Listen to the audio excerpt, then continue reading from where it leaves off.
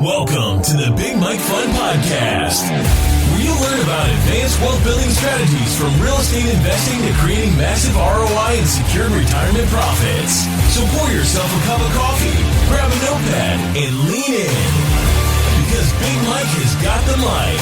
Starting now. Welcome to the Big Mike Fun Podcast. I'm the Big Mike Zlotnick, and today it is my pleasure and a privilege to welcome a very good friend from the Collective Genius Mastermind, the brother from the CG Mastermind, Brad Chandler. Hi, Brad. Hey, Mike. Thanks for having me. Thanks for coming on the podcast. We met many years ago in CG. We're both super veterans. I'm trying to think back, but it's been many, many years at this point. It has. So would you be so kind as to tell folks about your life journey, and let's start there. Sure. Yeah. So I read a book when I was in ninth grade on how to buy real estate with no money down, and knew that I always wanted to do real estate because of the income potential that it had. And in late 2002, my son was like 6 months old, and an investor bought my neighbor's house in Vienna, Virginia. And I went and talked to him, and he said, yeah, I buy houses at 30% below market. And I was like, wow, I've got an advanced degree in real estate, and I'm not sure I remembered or was ever taught you could do that. So I went and talked to him, and I was like, wow, this is what I'm going to do. So that was December of 2002. And I worked 8 months to find my first house. I mean, I worked my butt off, working a full-time job. I'd come home nights and weekends, pounding "We Buy Houses" signs when the DC sniper was out shooting people. And every week that went by, every day that went by, I'm like, I got more and more persistent, because I'd go to these RIA meetings and I'd see all these people making all this money. And I'm like, if they can do it, I can do it. So I just got more and more persistent. And in July of 2003, I bought my first house. In July and August, I bought 6 houses total. I quit my full-time job. I came home with a newborn and told my wife, yeah, I just quit my job. I'm starting Express Homebuyers. And she's like, what? I was like, it'll work out. And here we are 4,000 houses later, and it's worked out. Wow, that's an amazing story. Very inspirational. And it is not easy to quit. It is not easy to just say one day, I'm done with whatever I was doing, and there's a better journey, better path. Yeah, it wasn't easy, but I just knew in my heart that it was the right thing to do. So 4,000 houses later, just curious, how many of these houses you still own? How many you flipped? I mean, majority I assume you flipped, but you probably all still own some number. So unfortunately, because of this is a good segue into the next thing. So looking back, I went through a huge major life transformation about 20 months ago in Park City at the hands of a friend of mine who was an ex-Navy SEAL. And what I learned out there was that for 47 years of my life, I tried to prove my worth, and my business was just another thing. When I look back at real estate, why did I get into real estate? I got into real estate because it had unlimited income potential. And I thought that if I could make a lot of money, I could show the world that I was worthy. So your question is, how many houses do we have left? We have very few houses, because we had to sell them to pay for the mistakes that I made trying to prove my worth to the world. So I made 5 business mistakes over the last 19 years that cost me and my partner $9 million. And most of it was out, again, chasing the proof of trying to prove the world that I was worthy. So we probably only have like less than a handful of houses right now. We did make incredible money. We bought 80 single family houses in 2012. We wrote it up. We had to sell them because we got involved in a lawsuit, and we got sent into some renovation nightmares.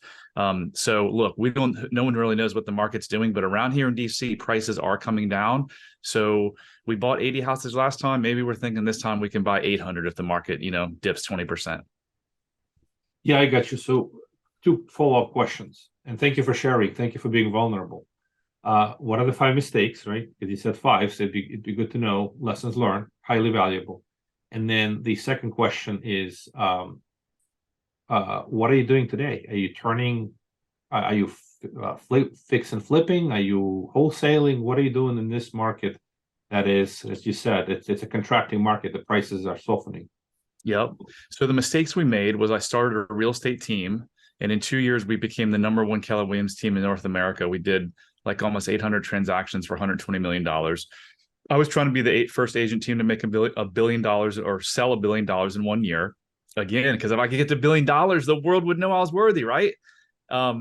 I didn't quite get there. And I was looking at the top line instead of the bottom line, which is a huge mistake. Always look at the bottom line, because if you focus on the bottom line, the top line is going to grow faster than you think. So that was one. We got involved in 3 development deals in the summer of 2005. a single family house that cost us almost $1 million in losses, and then 2 development deals in DC, condo conversions that we lost $1 million on.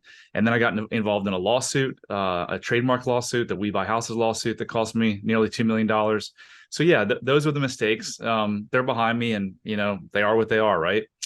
What am I doing now? We're buying houses primarily in DC Metro, Baltimore Metro, and Los Angeles, and then sporadically across the country. With a market declining like it is, we are very careful about the houses we buy now, because we're underwriting houses. We had a house recently that we underwrote for $600,000 in a suburb of DC in Virginia. We underwrote it for $600,000. That was 3 months ago. We think we're going to sell it really pretty fixed up for $540,000 now. So we're just being careful. I mean, for your listeners who are in real estate, spend a lot more time on the actives than the solds. You probably haven't heard that, because no one was like, why would you look at the actives? The market's going up. You look at the last sold. But you got to start looking at the actives, because the actives is going to tell you a more accurate story than what sold a month ago. Yeah, that's a great point. In a rapidly declining market, that is the critical data points. It doesn't matter what happened 3 to 6 months ago, because the market has changed a lot since then. So the active listings is the only way you can, I guess, gauge the market and what has sold recently. So it's a great point. So are you still doing fix and flips? Or are you trying to do a lot less risk, more of a wholetailing, innovation, any of those things? Because the risk is exactly what you said. You buy, and you think your ARV is 600, and by the time you're done, you'll be happy to sell it for 540. I mean, that's a 10% drop, probably in like less than 6 months, right? Oh, it was 3 or 4 months. I mean, I honestly didn't expect this to happen in DC. But when interest rates double, I think I heard something where the mortgage on a $392,000 house or $600,000 house a year ago is now a mortgage on a $392,000 house. Yeah, no surprise. If you go look at the rates, I mean, we're not talking at the lowest part of the rates, but about a year ago, the rates were somewhere in the 3.5, 375 range. I mean, that may be off a little bit, but now it's over 7, right? It's effectively the rate on doubles. So your payment factor is probably close to double, right? So affordability drastically falls when the rates jump this much. And hence prices have to come down. So what are we doing, Mike? So up until the world kind of fell apart, or the real estate market fell apart, or started, whatever, 60, 90 days ago, we were doing all the above. We were doing some fix and flips. We've gotten a lot better construction over the years. We were doing wholesales. We were doing novations. We would do, the whole tail where we'd buy a property, trash it out, and then relist it. So we were doing everything. With the prices so high in the DC market, it's really, really hard to make rentals work. So again, we're kind of looking forward to a price correction, because, we might be able to start doing some buy and holds now. Yeah, and that's, by the way, that's a great point, that because you're in DC area, buying and renting is hard. It's almost like you want to make your money on flips, but deploy it somewhere else for cash flow. It becomes very difficult to. I mean, I'm here in New York. I haven't bought anything for rental for a long time. It's the same problem. The cash on cash is like, it's a very, very, it's almost not exciting to hold anything for a cash flow at all in large metropolitan markets. Right. So your transformation, you said less than 2 years ago, you transformed. You're no longer trying to prove yourself. You're trying to, I guess, give back. So what do you do today? How do you give back? What do you, what drives you today? Yeah. So what drives me is making an impact in the world. Now that I no longer have to prove myself, I want to make an impact on the world. And how I started doing that is my change was so profound. I spent a weekend with this gentleman who's an ex-Navy SEAL. And in a 3-hour session, what he basically did is he walked me back to my childhood, and we explored a couple of scenes where I felt like some trauma or some stress happened. And this is what happens really to all of us. And through that trauma or stress, we come up with these stories about ourselves, because as a child's brain, your brain is doing what it should be doing, and that's helping you survive. Well, why would something bad happen to a child? Well, something must be bad about the child, and that's how their brain helps them survive. How do they make sense of it? So we all, to some degree, have we're not enough, or we're not connected and don't belong, or I can't get what I want. And those 3 things that are embedded in your subconscious mind create all the problems in your life, whether they're relationship problems, eating issues, smoking issues, gambling addiction, relationships, business, even business. I just mentioned $9 million worth of mistakes, and five mistakes. So what you do is you go back to those and you retell yourself the truth, because at 47 years old, telling yourself you're not enough and you don't deserve whatever doesn't really work. It doesn't help you. It only takes away from you. It takes away from your life. So my life was so profoundly changed, Mike. I mean, you've seen me. I think you've even commented on it, in CG, like, just who is this guy? A lot of people like, who is this new person? And this new person has found self-love and self-compassion by reversing those stories that I told from childhood. And what that allows me to do is allows me to have compassion and love for the world. And so I am all about now making an impact. I started a company, Brad Chandler Coaching, bradchandler.com, where I help people go through this very same thing. With whatever they're suffering in, Mike, the world is suffering because us humans create these stories that aren't true. Most suffering in this world is self-inflicted. And I see it so clearly now because I inflicted that suffering on myself. And now that I'm free, I got my freedom through my self-love and self-compassion to be the person that I always was. I don't need drugs. I don't need alcohol. I don't need, marijuana to make me comfortable. I'm free to be my authentic self. So that's how I'm giving back. I'm now teaching people. I'm taking on clients, and I've had some amazing success in the 20 months that I've started helping people. Yeah, thank you for sharing that. That's a great give, and you are doing it from the heart because you went through that process yourself, and you've discovered. I guess you realized that you could live a different life, and you can serve others rather than trying to serve yourself, and this helps be a better person. At the end of the day, we are on this earth short amount of time, and if we don't focus on the do good projects, we could be too consumed by just living for our own life. It's what's the word for it? We certainly need to enjoy life. We have to be happy. And I think what I heard from you, you help people feel happier about themselves, find what's been bothering them for years, and kind of find a better path, maybe a happier path. I help people find freedom and happiness. That's it, by turning around these untruths from childhood trauma and stress. And I know you have a lot of listeners listening right now that are really focused on the bottom line and all about money in your business. And I'm here to tell you that when you start focusing on the impact, how can you impact your clients more? How can you impact your employees and team members more? How can you impact your investors more? Instead of trying to make another dollar, if you figure on how do you make the greatest impact in someone's life on a daily basis, I promise you the dollars will come like you've never seen them before. Yeah, that's a great revelation. Yeah, focus on the journey. Everything else will happen. And most of us just train that business is a word about generation of profit.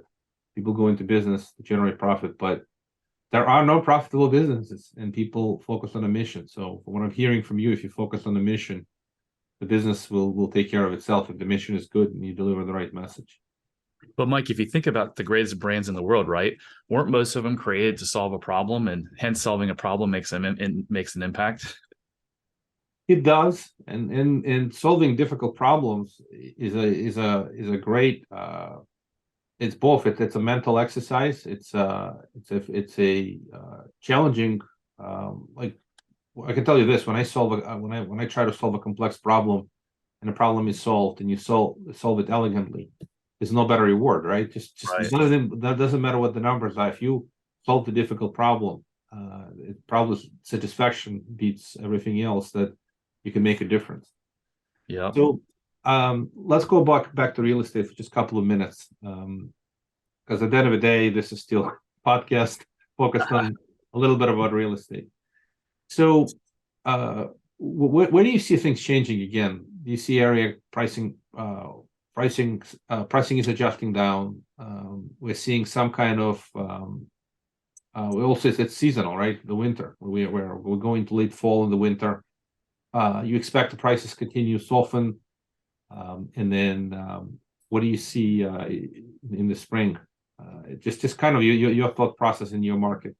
Yeah, I mean, look, anything is a guess, right? Anyone who tells you that they know what's happening is silly, right? I've been shocked over the last. I mean, look, we've been in this real estate market run up since 2012. I mean, it's the longest bull real estate market ever. And there's been several times where things start to go down, and then I'm like, this is it, this is it. The big crash is coming, and then 2 months later, I wake up and I'm like, here we are, right back to where we were. So is this finally it with interest rates? I think this is finally it because of the affordability that we talked about earlier. When you can afford a house almost now half of what you could afford a year ago, that means less people are going to be able to afford a house. So the demand is going to go down. So prices should come down. But if interest rates go back to 5.5%, 4.5% in the next 6 months, could we be right back? Because long term, you know this, Mike, there's a huge shortage of houses in the United States, right? Huge shortage.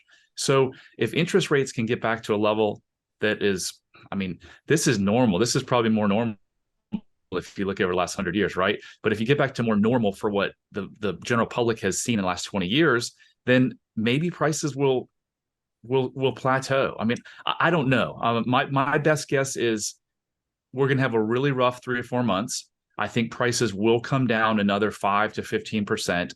And then maybe we plateau for 6 months. And then as the shortage catches up and demand increases, we start taking off again. Yeah, that's an interesting point. I certainly share that we have room to go down, and I don't see big crash for many reasons. Even though the affordability or the debt service coverage ratio or debt to income ratio has substantially gotten worse. The reason for not having a big problem is exactly what you said: this supply and demand disbalance. The supply, at least of housing, is still pretty limited, especially affordable housing. And we do need a correction, and that's what we've experienced. But it's not 2008 crisis where a ton of foreclosures are happening. We're not yet seeing the volume to pick up, although there's a possibility of a debt refinance crisis. You have a loan that's maturing, commercial, residential, and you can't refinance because the rate is higher.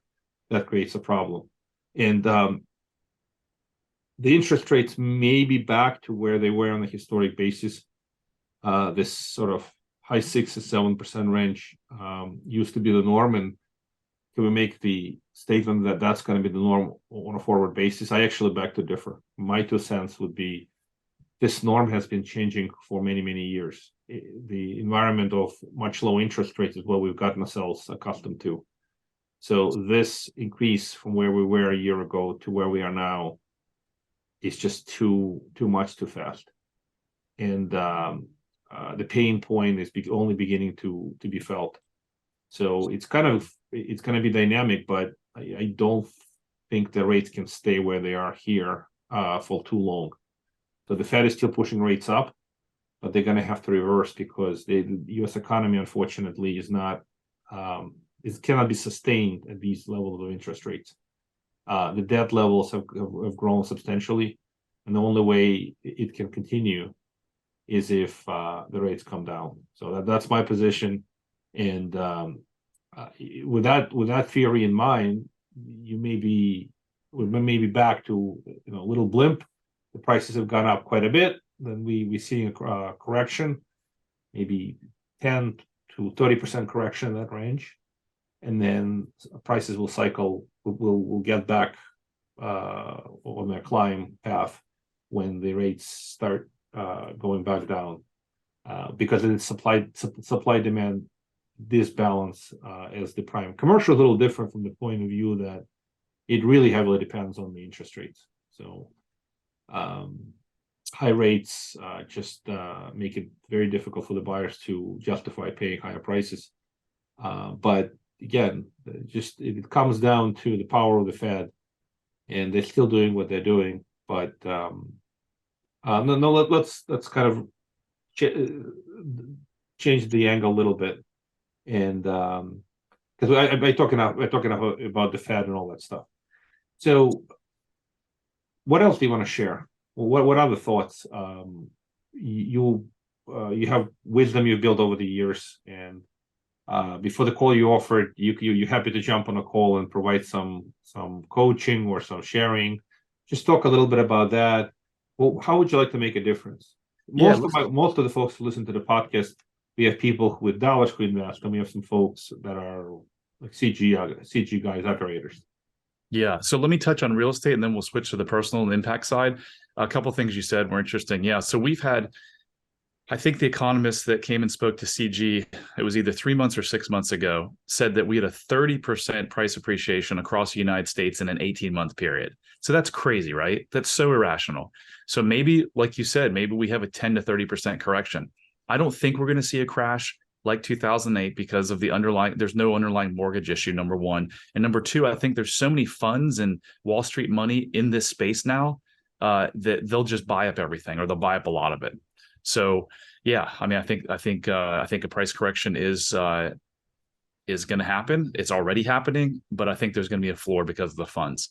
On shifting to the personal side, I think the message that I want to get to your viewers is there's a lot of people on this call suffering, whether it's bad relationships or anxiety or depression, or their business is a mess. They have a bad relationship. They eat too much. They drink too much, whatever it is. And I'm here to tell you that you don't have to suffer a day longer. There's a proven method to get you out of this pain, get you out of this suffering. If you've I've seen countless hundreds of people now through my studies over last year, that, including myself, that went to therapy for 30 years. Traditional talk therapy doesn't work great for the most part. It focuses on the conscious mind, and to make these changes, you got to get into the unconscious mind, is because that's what really drives most of a human's behavior, about 80 to 85%. So the message, if you hear nothing else, is that if you're suffering, you don't have to suffer any longer. I'm offering anyone that wants to chat with me a 30-minute free session, and then just go to bradchandler.com/contact. You can also go to bradchandler.com and hear I've got a 4-minute video on there sharing about my story.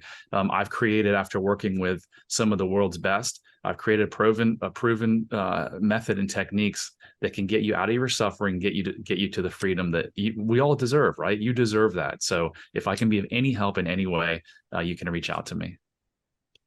Thank you for sharing that. And you shared the website and the link. How do you impact subconscious mind? I remember in college, I was listening to these subliminal message tapes, and it sounds like a bunch of noise, but how do you get to the subconscious mind? How do you impact the subconscious mind? So I'm certified as a certified hypnotherapist. So what we do is we put you into hypnosis. And when you're in hypnosis, you're able to access the subconscious mind. Believe it or not, your subconscious mind knows today the source of all of your problems. But again, because it's unconscious, you can't just tap it, but it drives your behavior. So when you have a fight with your wife, it's never about the fight you're having. It's something that happened as a 6 or 8 year old that your subconscious mind is doing its job and pulling in because it's protecting you from danger. So how do you access that? You access it through hypnosis. And then I develop a recording that for 30 days, as you're going to sleep and you're in an alpha brainwave state, you listen to this and your subconscious mind hears it. And it literally, through neuroplasticity, grows new neurons and new neural pathways to get you out of that untruth and into your truth. Very cool. Yeah, that reminds me a little bit. The tapes I listened to many years ago while in college, they were these self-improvement tapes that also claim from the subconscious mind. When you're about to go to sleep, you get the right message, and it turns certain parts of your brain on and turns something else off. And it's a very powerful concept. And I've never really been hypnotized, but some people who have gone through it, some of them swear by it. It's you're probably one of these people. Oh, absolutely. The lady I learned from actually solved Ozzy Osbourne's alcoholism in like 1 2-hour session when he'd been trying, for years and years and years. So it's powerful and it works. Thank you for sharing. Appreciate you coming on the podcast. Once again, bradchandler.com is the website, and say it again, bradchandler.com/ Yep, /contact if you want the free call, and then bradchandler.com for the video and whatnot. Very cool. Thank you, Brad, for sharing. Appreciate your wisdom. Thank you. Enjoy your journey. You are obviously been enjoying it for the last couple of years. You're a changed man. Thank you, sir. Thank you for having me on. And if I can help you in any way, let me know. Thank you. Thank you for listening to the Big Mike Fund Podcast. To receive your copy of Mike's How to Choose a Smart Real Estate Fund book, head to BigMikeFund.com or visit Amazon and type Mike Zlotnick. Keep listening and keep investing Big Mike style. See you on the next episode.